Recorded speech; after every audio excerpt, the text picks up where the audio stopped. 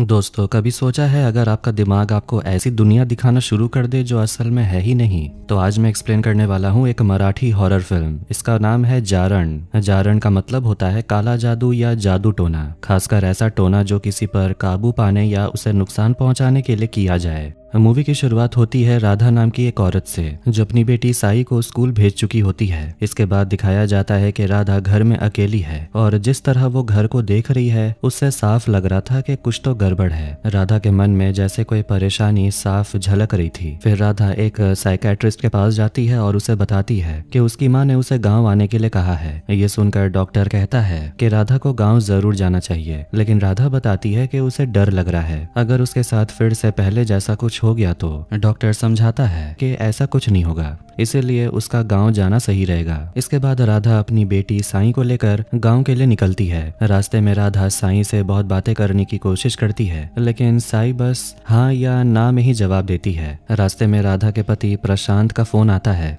जो इस समय अमेरिका में नौकरी के सिलसिले में है और पिछले 1 साल से घर नहीं आया। राधा उसे कहती है कि वो जल्दी लौट आए क्योंकि वो उसे बहुत मिस कर रही है। राधा चाहती है कि साई भी अपने पापा से बात करे, लेकिन साई चुप रहती है। आखिरकार राधा अपने गांव के पुराने घर पहुंचती है। जिस तरह वो घर को देख रही थी उससे लग रहा था जैसे इस घर से उसकी कोई बुरी याद जुड़ी है। घर के अंदर उसके माँ बाप उसे देखकर खुश होते हैं। यही हमें पता चलता है कि राधा के पापा ये घर एक बिल्डर को देने वाले हैं ताकि वो इसे होटल में बदल सके। लेकिन राधा ये सुनकर खुश नहीं होती और पापा से ऐसा ना करने की गुजारिश करती है। पापा बताते हैं ये घर बहुत बड़ा है और यहाँ बस हम दोनों ही तो रहते हैं। पहले यहाँ कई किराएदार थे, लेकिन सब धीरे धीरे चले गए। इतने बड़े घर को संभालना अब मुश्किल हो गया है, इसीलिए उन्होंने तय किया कि वो घर को बेचकर राधा के पास आकर रहेंगे। ये सुनकर राधा पहले तो मना करती है, लेकिन फिर कहती है कि अगर वो आएंगे तो उसे अच्छा लगेगा क्योंकि बचपन से उसका सपना था कि वो सब साथ रहें। रात को राधा, प्रशांत, उसके मम्मी पापा और साई सब साथ में गेम खेल रहे होते हैं। तभी राधा नोटिस करती है कि वहाँ साई नहीं होती। वो उसे ढूंढते ढूंढते ऊपर वाली मंजिल पर जाती है जहाँ एक दरवाजा बंद था। दरवाजा खोलते ही उसे एक पुराना पुतला दिखता है जिसे वो अजीब नजरों से देखने लगती है। राधा की माँ नोटिस करती है कि राधा कहीं गायब है, तो वो भी ऊपर आती है और देखती है कि राधा उस बंद कमरे में है और पुतले को अजीब तरीके से घूर रही है। माँ उसे आवाज देती है, लेकिन राधा का बर्ताव अचानक बदल जाता है, जैसे किसी आत्मा ने उसे कब्जे में ले लिया हो। वो वैसी बातें करने लगती है जैसी इस घर के पुराने किराएदार बोला करते थे। ये देखकर माँ डर जाती है और सबको बुलाती है। जब सब ऊपर आते हैं तो राधा अचानक फिर से नॉर्मल हो जाती है और कहती है उसे एक पुतला मिला है जिसका नाम उसने भागा भाई रखा है। अब सबको इस पुतले के साथ खेलना होगा। ये सुनकर घर वाले और डर जाते हैं। यही हमें पता चलता है कि जब राधा छोटी थी तब इस घर के एक कमरे में एक औरत रहती थी जिसे सब गांगुटी कहते थे और वो काला जादू करने में माहिर थी। गांव वाले और घर के बाकी लोगों ने मिलकर गांगुटी को गांव से बाहर निकाल दिया। उसका सारा सामान बाहर सड़क पर फेंक दिया गया। इस अपमान से गांगुटी बुरी तरह गुस्से में आ गई और उसने राधा पर काला जादू कर दिया। उसने पूरे परिवार को श्राप दिया कि राधा कभी खुश नहीं रह पाएगी, उसकी जिंदगी हमेशा तकलीफ और दुख में बीतेगी। इसी वजह से राधा का परिवार हमेशा उसके लिए चिंतित रहता था। अगली सुबह राधा की माँ एक रिश्तेदार औरत को बुलाती है जो राधा के ऊपर से बुरी नजर उतार सके।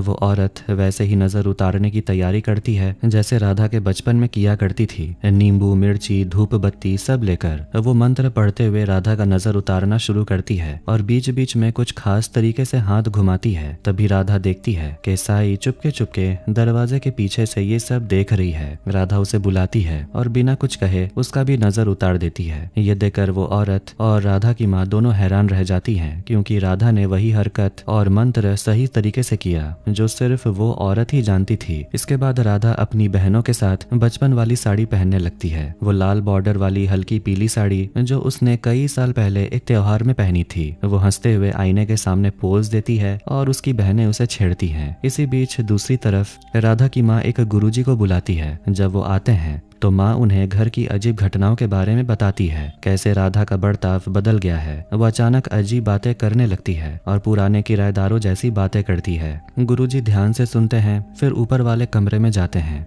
वहाँ वो घंटी बजाते हैं, मंत्र पढ़ते हैं और कपूर जलाकर शुद्धिकरण करते हैं। शुद्धिकरण के बाद गुरुजी राधा से मिलते हैं और सीधे सीधे बातें करते हैं। कुछ ही मिनट की बातचीत में वो समझ जाते हैं कि राधा के अंदर सच में कोई परेशानी है, कुछ ऐसा जो नॉर्मल नहीं है। गुरुजी राधा की माँ को एक पवित्र धागा देते हैं जिसमें लाल और पीले रंग की लपेट होती है और कहते हैं ये धागा राधा के हाथ में हमेशा बंधा रहना चाहिए, इसे कभी मत उतारना। राधा की माँ तुरंत वो धागा राधा की कलाई में बांध देती है और सख्ती से कहती है इसे कभी मत खोलना, चाहे कुछ भी हो। इसके बाद राधा अपनी माँ से स्टोर रूम की चाबी मांगती है क्योंकि उसके बचपन के खिलौने वहीं रखे थे और वो उन्हें देखना चाहती थी। माँ पहले मना करती है लेकिन राधा कई बार जिद करती है तो माँ उसे चाबी दे देती है। राधा अपनी कजिन को लेकर स्टोर रूम में जाती है। वहाँ धूल भरे खिलौने, पुराने बक्से, लकड़ी की अलमारियां और कुछ बंद रखे ट्रंक रखे थे। वो एक एक चीज देखने लगती, तभी उन्हें एक लकड़ी का पुराना बोर्ड और कुछ छोटे छोटे प्लैनचेट जैसे टुकड़े मिले। ये वही खेल का सामान था जिसे आत्मा बुलाने का खेल खेला जाता था। राधा हंसते हुए कहती है याद है बचपन में हम ये गेम कितना खेलते थे। उसकी कजन और एक और बहन भी हंसती है। तीनों तय करते हैं चलो आज फिर से खेलते हैं। वो फर्श पर बैठकर गेम शुरू करते हैं और आत्मा को बुलाने की कोशिश करते हैं। पहले तो कुछ नहीं होता, लेकिन थोड़ी देर के बाद राधा का चेहरा बदलने लगता है। उसकी आंखें अजीब तरह से चमकने लगती हैं और आवाज भारी हो जाती है। उसकी दोनों बहनें घबरा कर एक दूसरे को देखती हैं। उन्हें समझ नहीं आता कि राधा को क्या हो गया है। अचानक राधा जोर से एक लकड़ी का टुकड़ा फेंक देती है और बोर्ड पर एक नाम साफ नजर आने लगता है। लेकिन ठीक उसी वक्त नीचे से राधा की माँ आवाज देती है राधा नीचे आओ। दोनों बहनें घबरा कर राधा को पकड़ती हैं और नीचे ले जाती हैं। इस वजह से कोई ये देख नहीं पाता कि असल में किस आत्मा का नाम आया था। अगले दिन सुबह राधा गांव से वापस जाने की तैयारी कर रही थी। तभी उसकी माँ पूछती है तुम ड्राइवर के बिना क्यों जा रही हो? अगर जल्दी जल्दी गाड़ी चलाते हुए कुछ हो गया तो? ये सुनकर राधा गुस्से में आ जाती और कहती है माँ ऐसी मनहूस बातें मत करो। वो तुरंत प्रशांत को फोन मिलाती है और उससे बात करने लगती है। तभी राधा के पापा कमरे में आते और कहते हैं मुझे भी प्रशांत से बात करनी है। ये सुनकर राधा थोड़ी हड़बड़ा जाती है और कहती है वो अभी काम में बिजी है, अभी बात नहीं कर पाइएगा। लेकिन पापा जिद करते हैं तो राधा को फोन देना पड़ता है। पापा जैसे ही फोन लेते हैं देखते हैं कि राधा का मोबाइल तो टूटा हुआ है और ऑन भी नहीं हो रहा। ये देखकर सब हैरान रह जाते हैं। उसी पल राधा अचानक रोने लग जाती है और जोर जोर से सिसकने लगती है। इसके बाद हमें पता चलता है कि कुछ दिन पहले राधा, साई और प्रशांत कहीं साथ में जा रहे थे। तभी उनका एक्सीडेंट हो गया। उसी हादसे में प्रशांत की मौत हो गई, लेकिन राधा इस सच्चाई को मान ही नहीं पाई। उसे हमेशा लगता था कि प्रशांत बस बाहर कहीं नौकरी के लिए गया है और जल्दी लौट आएगा।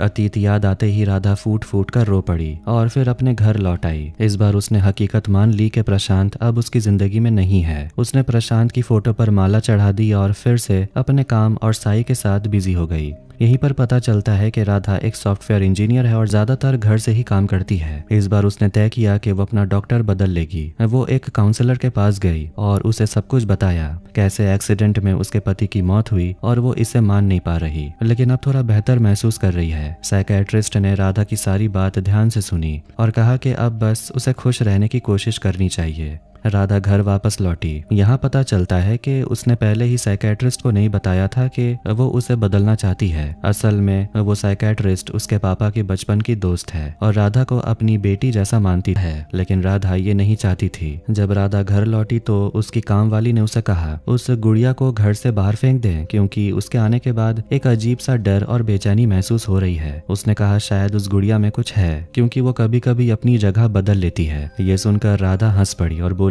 ऐसा कुछ नहीं होता, लेकिन काम वाली फिर से समझाने की कोशिश करती रही। राधा ने उसकी एक नहीं सुनी और वापस अपने काम में लग गई। रात को जब राधा काम कर रही थी तभी ऊपर साई के कमरे से कुछ आवाज आई। वो ऊपर गई और देखी कि साई एक मंकी टॉय को रस्सी से लटकाई हुई थी। ये देखकर राधा डर गई और गुस्से में बोली ऐसा मजाक बिल्कुल भी अच्छा नहीं है। तभी पहली बार साई ने राधा से सीधे बात की और कहा ये मैंने नहीं किया, ये तो बागाबाई ने किया। ये सुनकर राधा और गुस्सा हो गई। कहती है कि बागाबाई तो एक खिलौना है, वो कुछ भी नहीं कर सकता। लेकिन साई उसकी बात मानने को तैयार नहीं थी। राधा गुस्से में उस गुड़िया को नीचे फेंक दी और साई को चेतावनी दी कि दोबारा कभी उसके साथ मत खेलना। लेकिन फिर भी हम देखते हैं कि जिस जगह गुड़िया को फेंका गया था वो खुद ब खुद वापस अपनी जगह आकर बैठ गया। इससे तो साफ हो गया कि उस गुड़िया में सच में कुछ तो है। अगले दिन राधा को उस साइकेट्रिस्ट का फोन आता है। डॉक्टर कहता है कि राधा इतने दिनों से मिलने क्यों नहीं आ रही। राधा कहती है कि वो अब पहले से काफी अच्छा महसूस कर रही है। डॉक्टर कहता है कि फिर भी उसे आना चाहिए। राधा हाँ कह देती है और वापस अपने काम में लग जाती है।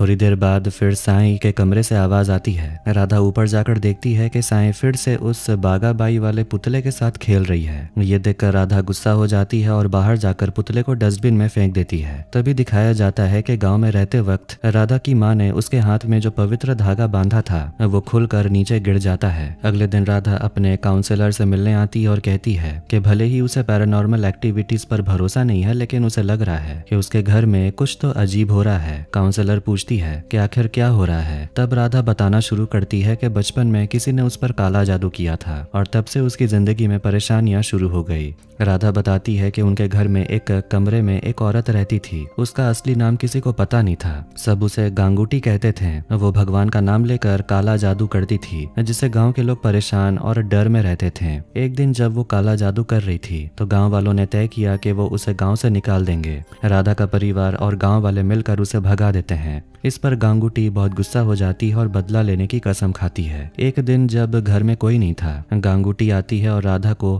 खेलते देखती है। वो राधा से कहती है कि उसके कुछ सामान उसके घर में रह गए हैं और उसे ऊपर जाकर लेने हैं। ये बात किसी को ना बताने को वो बोलती है। फिर वो कमरे में जाकर काला जादू करने लगती है। राधा छुपकर ये सब देख रही होती है। तभी राधा का परिवार आ जाता है और गांगुटी पर चिल्लाकर उसे घर से निकाल देता है। तभी गांगुटी कहती है कि उसने राधा पर काला जादू कर दिया है और उसकी जिंदगी में कभी भी सुख नहीं आएगा। ये सुनकर सब डर जाते हैं और उसे भगा देते हैं। इसके बाद राधा को बहुत तेज बुखार आ जाता है। डॉक्टर आते हैं लेकिन आसानी से कुछ असर नहीं होता। तभी घर में पूजा पाठ भी शुरू होता है। कुछ दिन बाद राधा धीरे धीरे ठीक होने लगती है। राधा के पापा मानते हैं कि वो डॉक्टरों की वजह से ठीक हुई, लेकिन उसकी माँ को लगता है ये पूजा का असर है। बाद में राधा पूरी तरह ठीक हो जाती है। ये सब सुनकर काउंसलर राधा से पूछती है कि फिर गांगुटी का क्या हुआ। राधा बताती है कि कुछ दिनों बाद गांव वालों को उस औरत का शव नदी में मिला, लेकिन उसकी मौत कैसे हुई ये कोई नहीं जान पाया। फिर काउंसलर राधा से पूछती है कि क्या उसने अपनी डायरी लाई है, क्योंकि राधा ने पहले ही बताया था कि वो रोज कुछ न कुछ अपने डायरी में लिखती है। राधा डायरी काउंसलर को देती है और वो उसे पढ़ना शुरू करती है। तभी राधा को याद आता है कि उसने साईं को पड़ोसी के घर छोड़ रखा है। राधा काउंसलर को बताती है कि उसे अभी तुरंत जाना होगा।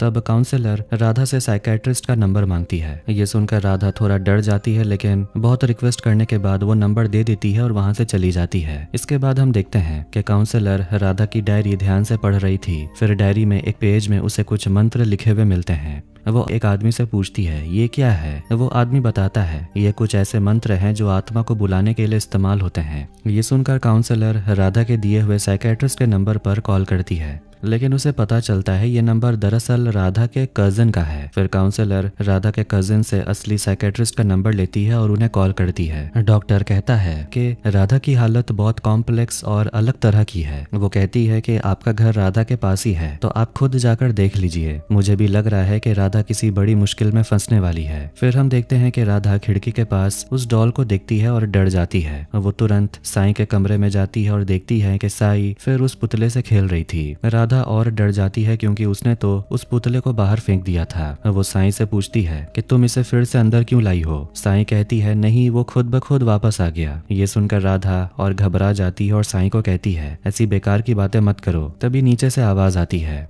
राधा नीचे जाती और देखती है कि दरवाजे के बाहर प्रशांत खड़ा है। ये देखकर राधा बुरी तरह डर जाती है। उसे समझ नहीं आ रहा क्या असल है और क्या उसकी कल्पना। प्रशांत बार बार चिल्लाकर कहता है मुझे अंदर आने दो, लेकिन राधा उसकी कोई बात नहीं सुनती। तब प्रशांत जबरदस्ती दरवाजा तोड़कर अंदर आ जाता है। ये देखकर राधा और भी डर जाती है और प्रशांत उस पर अटैक करता है। राधा किसी तरह बचकर ऊपर भाग जाती है। वो देखती है कि साईं उस पुतले के साथ खेल रही है, लेकिन अब वो पुतला कोई और नहीं बल्कि गांगुटी है। गांगुटी साईं से कहती है अब हम राधा को भी खेल में शामिल करेंगे। राधा भी उनके साथ खेलने लगती है। तभी राधा की काउंसलर वहां आती है और उसे आवाज देने लगती है, लेकिन राधा को लगता है ये काउंसलर नकली है। वो उस पर हमला करने के लिए बढ़ती है। काउंसलर समझाने की कोशिश करती है कि वो असली इंसान है, लेकिन राधा उसकी कोई बात सुनती ही नहीं। तभी हम देखते हैं कि गांगुटी राधा को इशारा कर रही है, काउंसलर को मार दो। राधा कंफ्यूज हो जाती है, उसे समझ नहीं आ रहा कौन असली है। आखिर में वो गांगुटी की बात मानकर काउंसलर पर अटैक करने जाती है। तभी प्रशांत आता है और राधा से उसकी लड़ाई शुरू हो जाती है। राधा उसे जोर से मारती है और फिर वापस काउंसलर के पीछे दौड़ पड़ी। वो उसे मारती जा रही थी और जब लगभग उसे खत्म करने ही वाली थी, तभी साइकेट्रिस्ट वहां पर आ गई और राधा को एक इंजेक्शन लगा दिया। राधा बेहोश हो गई और उसे हॉस्पिटल ले जाया गया। वहीं पर राधा की असली कहानी सबके सामने आती है। असल में राधा बचपन से ही बहुत कल्पना करती थी। उसे अपना बनाया हुआ काल्पनिक दुनिया में रहना पसंद था और वो उसे ही सच मान लेती थी। लेकिन एक दिन गांगुटी ने आकर कहा कि उसने राधा पर काला जादू कर दिया। ये सुनकर राधा इतनी डर गई कि उसे यकीन हो गया कि उसकी जिंदगी में कुछ बुरा होने वाला है। इसी डर की वजह से वो बीमार पड़ गई। इसके बाद राधा को लगने लगा कि गांगुटी की आत्मा उसके अंदर आ गई है और उसे तकलीफ दे रही है। इसके चलते राधा अजीब हरकतें करने लगी, यहाँ तक कि अपने परिवार के साथ भी अजीब बर्ताव करने लगी। परिवार ने तांत्रिक और डॉक्टर दोनों को दिखाया। धीरे धीरे राधा ठीक भी हो गई। बड़ी होकर राधा की शादी प्रशांत से हुई और दोनों खुशी खुशी रह रहे थे। लेकिन एक दिन उनका एक्सीडेंट हो गया। उस हादसे में प्रशांत नहीं मरा, बस घायल हुआ था। पर असली दुख राधा के लिए ये था कि वो 3 महीने की प्रेग्नेंट थी और इस एक्सीडेंट में उसका मिसकैरेज हो गया। इसके बाद राधा डिप्रेशन में चली गई और उसे लगने लगा कि उसके बच्चे की मौत के लिए प्रशांत ही जिम्मेदार है। वो हर वक्त उसे झगड़ने लगी, चाहे प्रशांत कितने भी समझाने की कोशिश करे। कुछ समय के बाद प्रशांत काम के लिए अमेरिका चला गया। उसने सोचा कि अगर राधा थोड़ा समय अकेले बिताएगी तो शायद ठीक हो जाएगी। प्रशांत अक्सर राधा के परिवार से बात करता और उसकी हालत के बारे में बताता। इसी बीच देश में लॉकडाउन लग गया और राधा अकेली रह गई। पास में एक औरत रहती थी जिसकी बेटी साई थी और उसका पति विदेश में था। राधा अक्सर साई को देखती और सोचती कि अगर उसकी बेटी भी होती तो वो ऐसे ही उसके साथ समय बिताती। वो ये बातें प्रशांत को भी बताने लगी। प्रशांत ये सुनकर हैरान हो गया क्योंकि अब राधा सच में सोचने लगी थी कि साई उसकी बेटी है। वो चोरी छुपे साई की फोटो खींचकर अपनी फोटो के साथ एडिट करके रखती थी। ये सुनकर तो प्रशांत परेशान हो गया और राधा के परिवार को बताया। परिवार ने राधा को समझाने की बहुत कोशिश की, लेकिन वो अपनी कल्पना में इतनी खो चुकी थी कि किसी की वो सुनती ही नहीं थी। वो पक्के तौर पर मान चुकी थी कि साई उसकी बेटी है और उसी दुनिया में वो जीने लगी थी।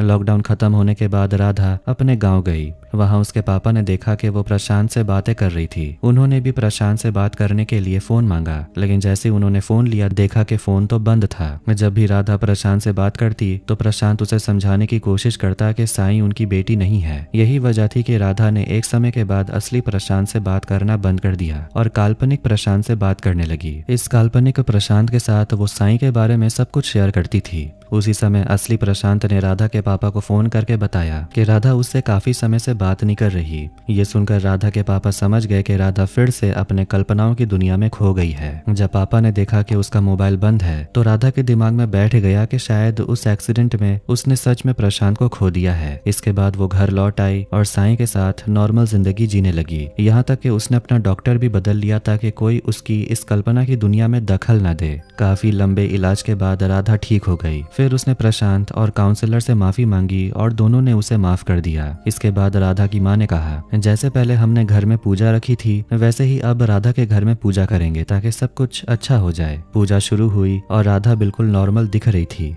इसी दौरान साइकियाट्रिस्ट और काउंसलर आपस में बात कर रहे थे। काउंसलर ने पूछा, अगर राधा की सारी परेशानी सिर्फ मानसिक थी तो वो गुड़िया जो राधा ने बाहर फेंकी थी वो वापस कमरे में कैसे आई? इस पर साइकियाट्रिस्ट ने कहा, शायद राधा ने गुड़िया सच में फेंकी ही नहीं, बस उसे लगा कि उसने फेंक दी है। ये सुनकर काउंसलर थोड़ा सोच में पड़ गई, लेकिन साइकियाट्रिस्ट ने कहा, ये सब भूत प्रेत और ब्लैक मैजिक जैसी चीजें असल में कुछ होती नहीं है, ये सब अंधविश्वास है, इन पर भरोसा नहीं करना चाहिए। इसके बाद कुछ लोग राधा के पुराने घर में आए उसके पुराने सामान निकालने के लिए। वो ऊपर वाले कमरे में गए जहां राधा और उसके कजिन्स ने कभी आत्मा बुलाने की कोशिश की थी। उन्होंने वहां नोट किया कि उस दिन जो नाम आया था वो गांगुटी था, लेकिन उस समय उन्होंने इसे देखा नहीं था और यहीं पर पर यह फिल्म खत्म हो जाती है। मतलब एंडिंग ऐसी रखी गई है कि दर्शकों के मन में सवाल उठे कि राधा के साथ जो हुआ क्या वो सब सिर्फ मानसिक था या वाकई में गांगुटी की आत्मा थी। दोस्तों, ये पूरी कहानी आप पर निर्भर करता है। अगर आप भूत प्रेत और ब्लैक मैजिक में विश्वास करते हैं तो